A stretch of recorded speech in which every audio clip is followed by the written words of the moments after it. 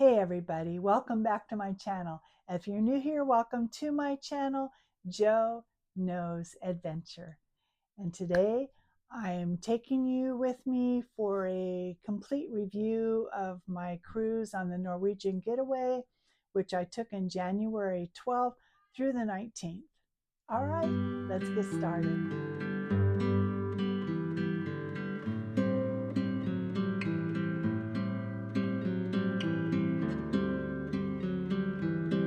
All right, well, I'm going to get started on this video. Um, let's start with embarkation. Of course, embarkation was very easy for me because I'm in New Orleans and that's my home port. So I just took a taxi and went down to the port. Very easy, dropped off my luggage, got on board. I think my boarding time was between 11:30 and noon, and I was on the ship by 1 o'clock. Very easy for me. The airport distance to the port of New Orleans is only, what I look at it, it's only 15 miles. So if you're flying in, and even if you stay overnight, if you take a taxi from the airport to your downtown hotel, there's several hotels right there next to the port. Everything in our city is within walking distance. It was really a lot of comments. For example, we just went through the Super Bowl. All the hotels are packed. They hardly had to use a car. All they did was walk to all the venues. You can walk to the aquarium, you can walk to the river, you can walk down to Bourbon Street, you can walk down to French Quarter. Everything. I think that is probably the neatest thing about our city. So that being said, to come in, and there's several hotels right there near the dock. You can stay overnight, which if you're flying in, always suggest coming in a night before. Never know what's going to happen with your flight. Might get canceled depending on the time. It was rainy and a little stormy when we left, so you never know how it is weather-wise, especially in January and the time that I went. So anyway, highly suggest that. Everything's within walking distance and super easy for me living near here to go to our port. So embarkation was very easy. Disembarking was also just as easy for me, but I wanted just to bring that out. Before you leave the cruise, they give you this sheet of paper in your cabin, or you can go down to the desk there and get this. It's but the cruise, you'll be leaving soon, but the cruise will stay with you. And in here is everything that you're going to need to know to get off the ship. And this is true whether you're going out of the States or if you're in Europe. It's the same kind of flyer that you're going to get. And it'll tell you everything you need to know, where you can get your cup of coffee with Starbucks on board. And then also where you can have breakfast before you get off. Tells you settle your account, tells you go down to your guest service area if you have any questions about your account, which always go over your account. You can get to your account on your TV in your room. As soon as you turn your TV on, it has all this. You can book your shore excursions from your room. You can book your dining reservations from your room, any of your entertainment. But it also has a part there.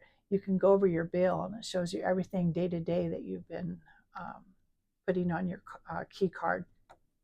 So just check that out. You never know when there's a mistake or something's going on with your account. Also, you have your customs allowance and all that. So just a lot of information. If you're going to, they have luggage information. There's luggage tags. So your luggage tags are color coordinated to the time you're going to get off the ship and what you need to do when you're getting off the ship, whether you're going to go on a tour, whether you're going to go, you need ride to the airport, depending on the time. So, or if you can take your luggage off yourself without any assistance, you can be one of the first ones to get out of there.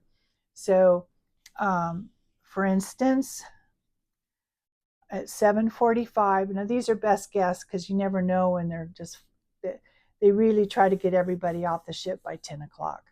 But, coming into port may be delayed for some odd reason or anything. But for the best guess, they'll start disembarking about 7:30 for self-assist. That means you can get off the ship with your luggage and go to your transportation or cars or wherever you've got. Then you have priority, which is the haven guest or VIPs. Yellow is your priority. For instance, I'm Sapphire, which is your point system, how many cruises you've taken. So I can go, you just pick up your luggage down in the terminal, take it, and go. So my tag was yellow, so I had that. But if you have a flight that you're going to go on, it'll be dependent on the color. So they separate everybody, trying to get everybody off in a staggered situation. So pretty organized. I was off the ship and walked right to my luggage, picked it up. And when I say picked it up, that means at 11 o'clock the night before, the luggage before 11, you got to put it out by your door, and little else in the night, take your luggage down, stack it all ready, and they get it off the ship and put it in the terminal. So that has to all be done as soon as they get off as soon as they dock. So that's why some of this might be delayed too, because they got to put all that luggage out there by, you got 3,000 people with all their luggage. But I got off the ship and picked up my luggage, went right out the door, got into a taxi, and I was home by 9 o'clock in the morning. Of course, I only live 12 miles from the dock, but this is, you always know what's going on. And if you have any questions, everybody's so willing to help, and excellent customer service they have for people. So I just wanted to do that for disembarkation and for embarkation. All right, so next we're going to talk about shore excursions. Several ways you can do shore excursions. When you finally decide what cruise you're going to go on, and in this instance, it was the Caribbean out of New Orleans, I could go on to my app and I can look up the cruise, and then I can go through all the shore excursions that are available for each of those, and I can book them. And I booked my shore excursions. I travel solo, so I try to do a lot of my shore excursions through the Norwegian, or I use the company Viator. But for these US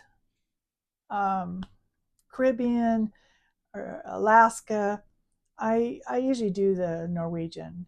As a solo person, it doesn't cost me as much. I get $50 off, which is part of the free at sea package deal. So it's not too bad. But anyway, you can book your shore excursions. You also, when you get on board, you can go up to the shore excursion desk, and they have these flyers, and it shows every excursion that you can purchase, book, listed for you. So you can take this back to your room and you can look at it, and then you can talk to the shore excursion people themselves. So they're all handy right there with you, and you can decide what shore excursions you want to do. I suggest booking before, but you can always go. Sometimes a shore excursion that you book gets canceled for unknown reasons. Maybe not enough people booked it or such. Then you can pick something else. But for this cruise, I was able to do all my shore excursions through Norwegian. So I did several different ones, and got my tickets here. So my first excursion, I think, was Costa Maya. And Costa Maya. Yeah, Costa Maya. So in Costa Maya, I did river tubing at Seven Color Lagoon. So each day of my cruise, I did video so that I had just a video in my playlist for Costa Maya, but I chose river tubing. Super fun, guys, super fun. Costa Maya is a nice port. It's kind of man-made, but it has a dolphin experience there, several bars, and lots of shopping, lots of eating you can do there. Um, they have it's a pool area, but you can go to Mayan ruins. You can do a chocolate experience. You can do some beaches. You can do glass bottom boat tours. But the river tubing was really nice.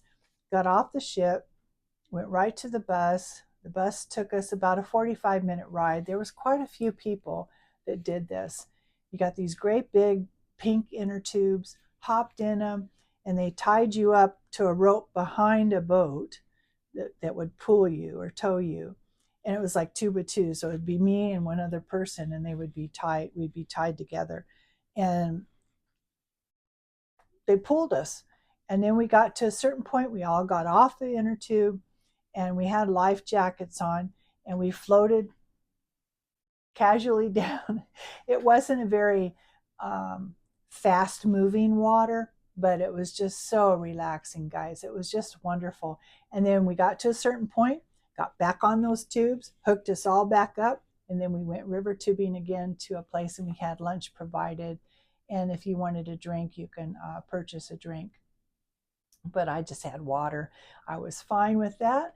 And then the bus would take us back to the port. And we had a little time to shop, not much. The excursion itself was quite long, but we got back on the boat just in time. So Costa Maya was a lot of fun. Enjoyed it. Highly suggest that. The next visit was Harvest Key. Harvest Key is a private island for Norwegian. Harvest Key is one of two. They have Great Stirrup Key, and they have Harvest Key.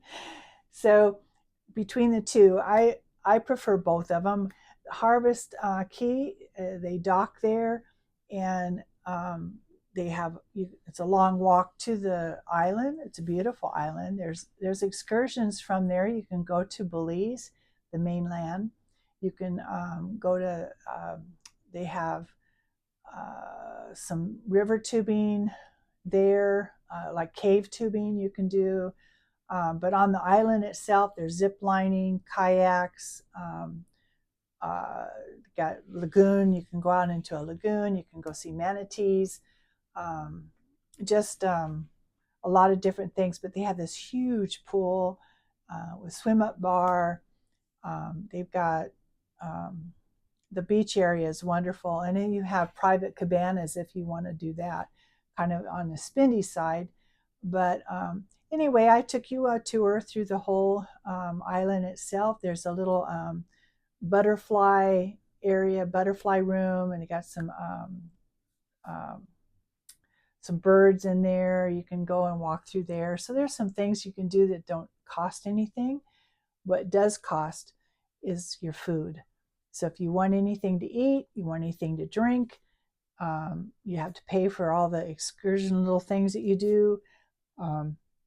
So just prepared for that, because that's a little spendy. I didn't eat anything. I get my food free on the ship. So I went on the island, walked through for you guys, and went back on the ship. And then I was back on the ship about 1, I think. So plenty of time there. You have a full day. But that's what I did for that. The next day we did, which was day 5, we were on Roatan Island. Whew, guys, Roatan. And as I'm talking, I'm throwing some stuff in there. The dock of Roatan has changed. It is really, really nice. Um, Now there's two docks in uh, Roatan. We dock and right there where I said it's new. Um, but the dock of Roatan is very nice. It's beautiful. They've changed it so much, upgraded, and I did a whole video of this, and I'll point it out in there how it's changed. Used to be one ship could go in, and it was Norwegian, um, um, Carnival, and I think Royal Caribbean were going, Princess on the other dock, but ours was, I think, Royal Caribbean. Well, Royal Caribbean was there, so they made two docks now. So Royal Caribbean and us were docked together. What they did change, though, it's a whole. It's almost like a little lazy river, but it's just a little pool that's in there, and they got hammocks in there, and they got massages in there overlooking the water, shopping. There's some bars, and you could eat. And music is playing, so it's like a big party on the dock. You don't have to go anywhere, but I chose to go. It's a city tour, sightseeing in a Caribbean park and beach. So the bus took us through the city, and then went to the Caribbean park, which was really nice. It just showed us the plant life and what the islanders used to use for their medicines, and how they used to crack open the coconuts, and they're known for the chocolate, the cacao. I guess I'm pronouncing that right. But so we did go to a chocolate store, and then from there we had a beach break where we went to a beach. The beach wasn't that great. I think the beach was nice itself, but getting in the water was kind of rocky. Um, we there was a bar there, you can, and they had food if you wanted to buy anything. I'm not a beach person, but I teased you guys on my video. I just said I sacrificed myself for the beach so you can see. But they have several places for beaches. West End is one of them, which is very popular. There's private, I don't want to say private, but there's resorts that open up for the cruisers to go in, and that. So very nice. But for the most part, it really has grown. So our cruise dollars has improved the city. I think that's happening with Roatan. I think our cruise money is being put to use. They're building up the docks. Very nice. I was very impressed with the whole change of it. So that was Roatan. The last excursion, day 6, was Cozumel. Now, Cozumel, I think, is one of the prettiest islands out there on this Mediterranean, the Western Mediterranean cruise. Um, it's beautiful. A lot of the island is on one side, and it's a very narrow island, very not very wide. Um, but I chose to do a bus tour at the city, and then we got to see the bees. We did a chocolate experience. So it's island discovery and chocolate experience. So very nice. We went through the city. We got to see the bee sanctuary, how the bees make the honey. They're not the typical honey bees that we see, the big ones. They're like little tiny, almost look like little tiny ants. But because of that, the honey is very long in coming. But it was really nice, the whole thing, to experience that. We went on the other side of the island, the very beautiful sea. But we stopped, and I had the best margarita. I'll tell you, that was delicious. So good margarita and big too. But from there, we went and did the chocolate experience, and that was really a good excursion. So the whole thing was really nice. But if you don't go anywhere, there's Margaritaville. There's plenty of things. Shopping is a lot of shopping on Cozumel. But you can do ATVs. You can do cave tubing. You can go to the mainland and see some ruins. I think it's called. I'm thinking Egypt, King Tut. Anyway, you can see the ruins over there. So a lot of things to choose to do there. So I think they have dolphins there too. There's just a number of things on the beach. There's a lot of beach areas there you can go to. So a lot of choices there. So that's what I think for the excursions and booking them ahead of time. Now I'm going to talk about the entertainment. Entertainment on the ships has changed because they used to be Broadway shows, but they don't do Broadway shows anymore only because of licensing. So the cruise ships have evolved as far as trying to entertain us. I believe these shows were very good. We had the Million Dollar Quartet, excellent show. It depicts the time where Elvis Presley, um, Jerry Lee Lewis, Carl Perkins, and Johnny Cash all got together and did a session, thus the $1,000,000, and never got together again. So it was a once in a lifetime event. So the stage depicts that. Excellent. The singers were good. I thought that was good. Another thing that the dancers, the entertainment, they came on and did Broadway Unplugged. And just some of the songs from the Broadway musicals, but they did it unplugged. So that was very entertaining. Enjoyed that very much.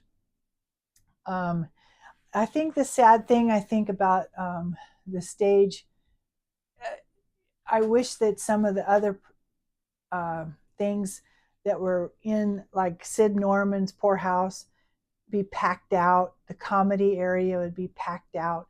So if you wanted to see those, you had to almost get there way early just so that you can get in there and see it. And I wish that they could utilize the stage more for some of that. They did change one of the venues to get on the stage, and that was called Rumors. And Rumors depicted Fleetwood Mac's whole album of Rumors, which they did every song on the whole album, which was really, really good because, gosh, that's my era, Fleetwood Mac. So I really enjoyed that as well. Glad they changed the venue so that you could enjoy that. But they have comedy hours. They have some for the adults and some a little bit lighter in that. They did have a mentalist that was on stage. He was excellent. There's different, they have the 80s party, they have a 90s party, they have the glow party. So they have game shows, which is, Deal or No Deal. They have card games and they have trivia games going through the day. So lots of things to do. They have wine tasting. They have demonstrations. They do. I went to a sushi demonstration. They'll do ladies makeup. You go in and they talk about skincare. Um, that sort of entertainment was really good. Things you can do, the pool area, very busy as always in the sunny days, but they do have the Spice H2O, which is an adult only area during the day, and has a couple of jacuzzis there, 4 jacuzzis in the pool area. They have a kids area. They have a place for the teens, a place for the young kids. Excellent programs for all of those. Plenty of sun deck. They have the ropes course. They have the ropes course, and you could do basketball, pickleball. I think they have a little golf mini par on the ship. So I'm thinking of all the little things. A couple slides. One is a drop slide, and another one is kind of a water slide. Just things to do once you're on the ship. Of course, they have the casino. So all those are good. I thought the entertainment for this ship was excellent. I wasn't disappointed in anything that I did, and didn't feel I missed out on anything.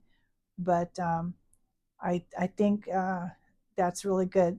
But be sure to get your reservations. When you first get on the ship, you're going to go to your muster station first thing. Get your cocktail second thing.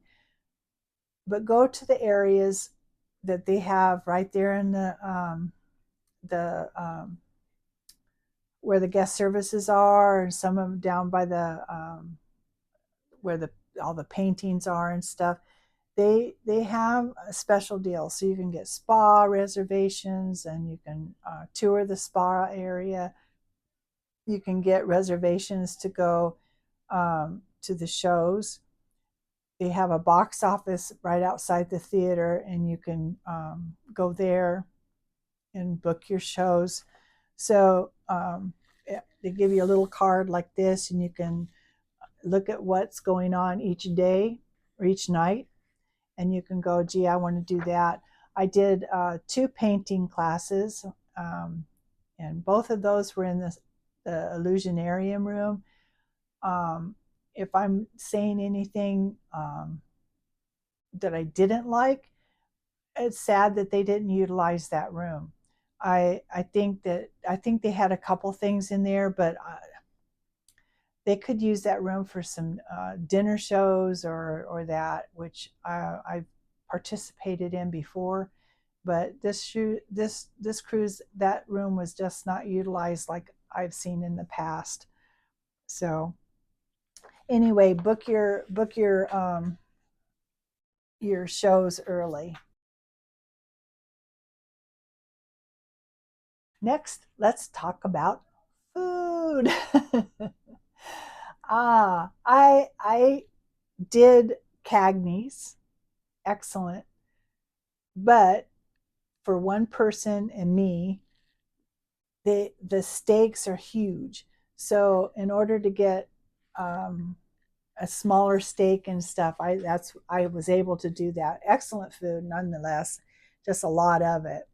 Um, I did do teppanyaki, which is like hibachi, very entertaining.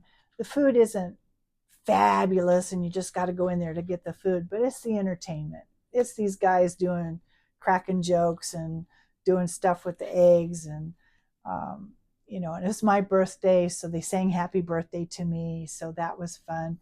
Then he pretended like he gave me this huge pile of rice for my birthday, and that was fun. But did that, and the last one I did was La Cucina, which is like Italian, and excellent food there. I always enjoy their food there.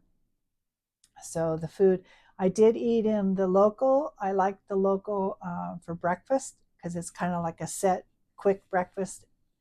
I did have a hamburger in there. I did go to the Garden Cafe, usual fare. You can have, they can do omelets for you, or they have pre-made omelets, potatoes, the sausage, the bacon, French toast, pancakes. They have soups and that sandwiches for lunch. They carve up ham, or they carve up a beef or whatever. And some nights they have theme nights. It might be Asian night one night. It might be Mexican night another night. So they'll have different foods and stuff.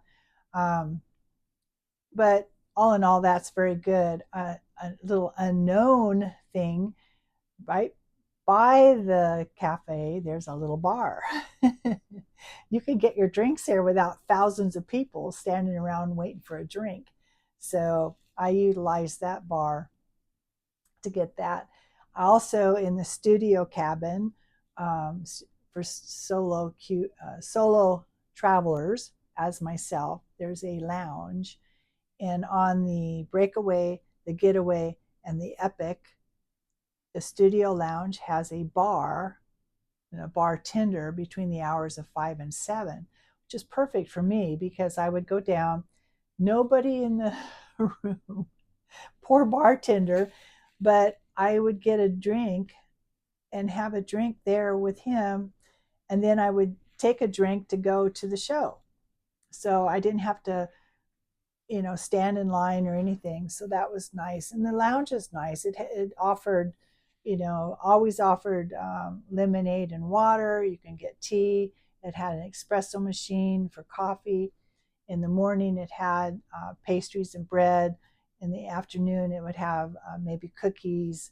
So it always just a little treat. But it was nice to get a little snack before I went to bed. I could get a little bit of lemonade or whatever, and go up into my room. So, but the bars always were busy. Um, it was just a packed out area. But for the food, what I have no complaints. Always have good desserts. And ice cream, of course, the ice cream station. You have the hand packed ice cream in the containers in the garden cafe, and they also have a little swirl so you can do cones. So that's always a treat, right? So for food, that's what I have. All right, next let's talk about the ship. The Norwegian Getaway is part of the Breakaway class. They have two ships in the Breakaway class. They have the Getaway and the Breakaway. Then they have the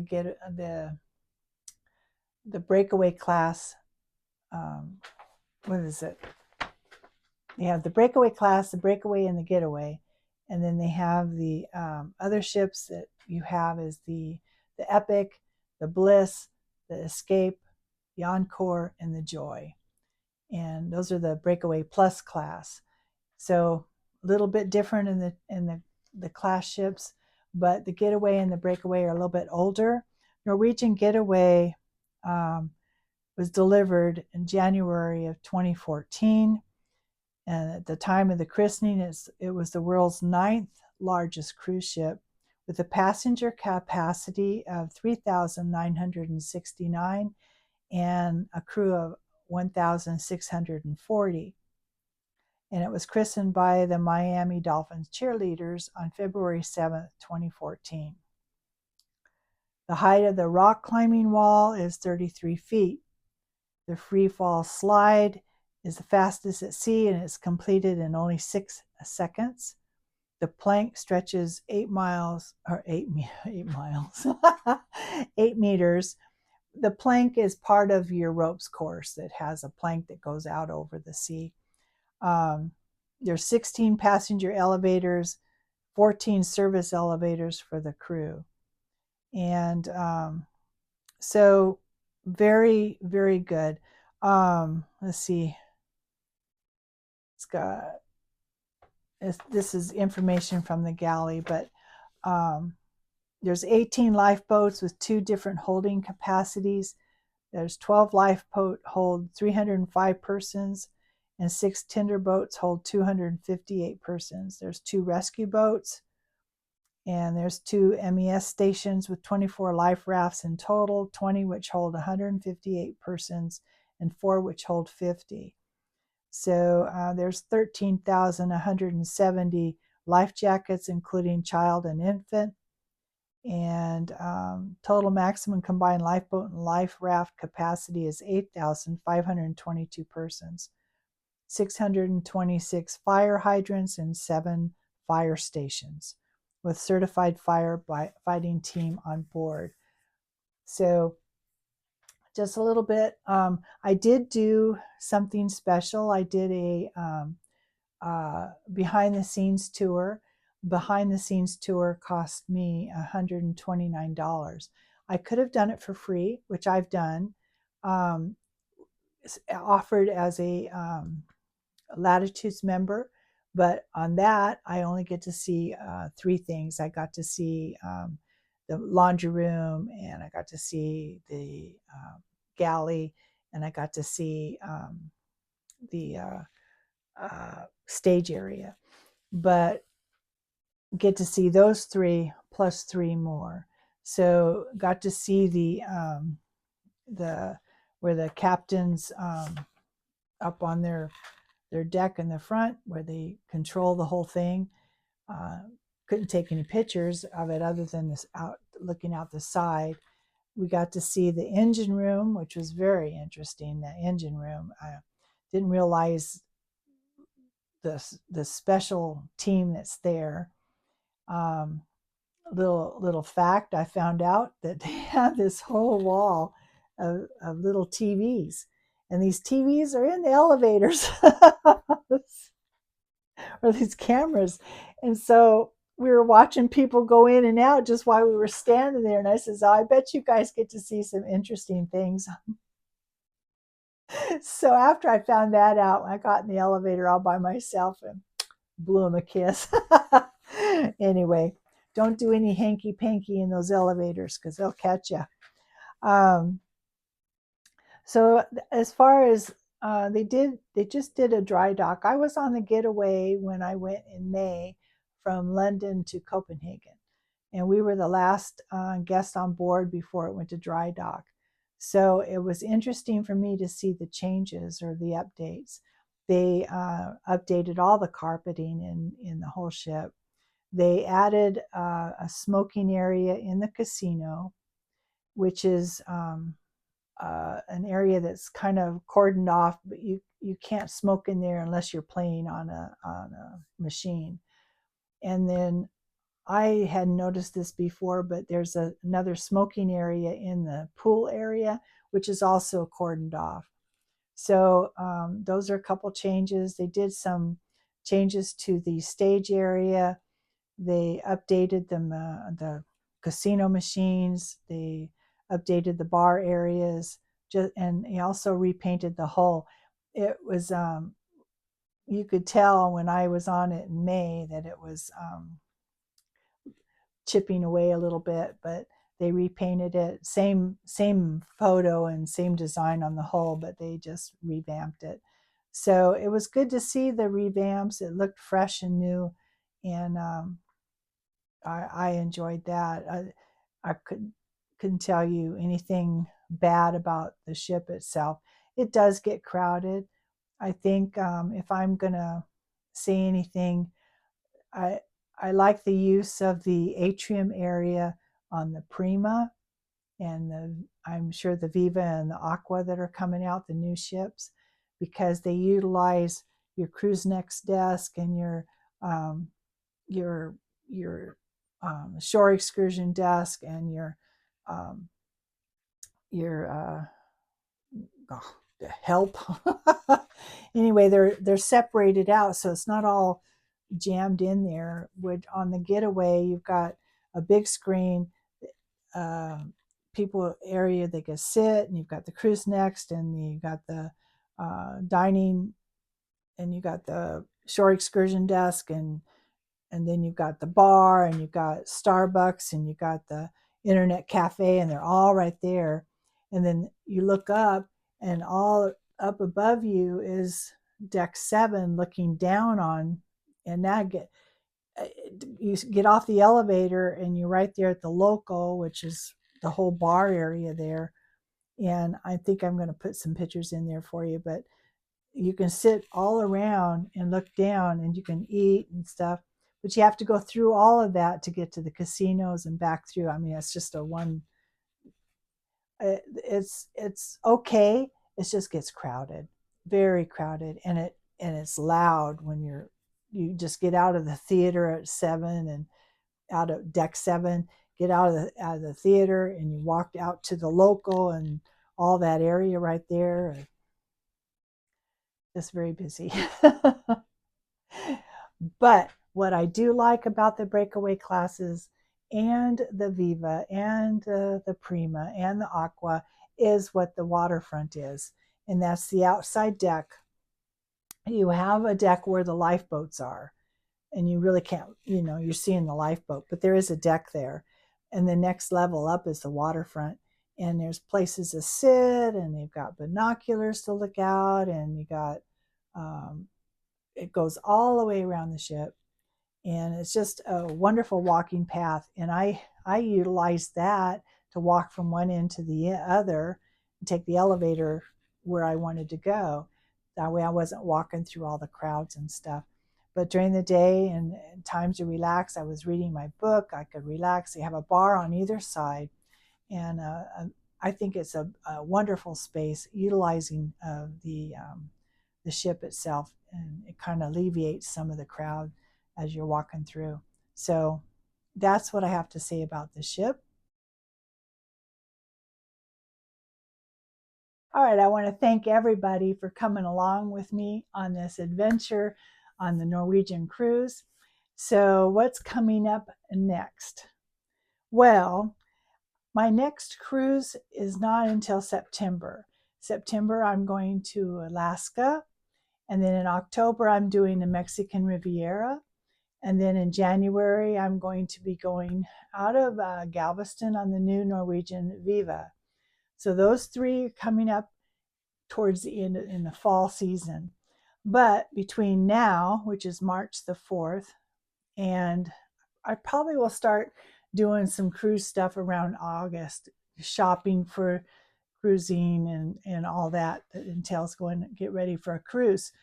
But I think what I'm going to do, since I live in New Orleans and it's summer and it's getting ready, all the festivities, I did do a little bit of Mardi Gras. There is a couple parades coming up. I might go downtown and do like a hop on, hop off bus to feature that, the cable car or streetcar, they call it here, streetcar, getting around New Orleans. Also, we have a paddle boat, we have a ferry, we have some really neat, fun things coming up through the summer. So I think I'll just feature that, maybe some for foodies out there, maybe some food videos, all very quick videos, maybe not a 20-minute or anything, maybe a 8 to 10-minute video through the summer. So stick with me through all of that. If you want to see something particular, I'm open to suggestions. I'd love to have some comments about that if you want to see something that I can feature here. So I'm looking forward to doing a lot of stuff for you guys in the next couple months. But in the meantime, stick with me for next week. I will be doing probably a Mardi Gras, quick feature Mardi Gras, a couple of the parades that I went to, and we'll go from there. All right, everybody. Thanks again for watching. I will see you next week. And until then, love you all. Bye-bye.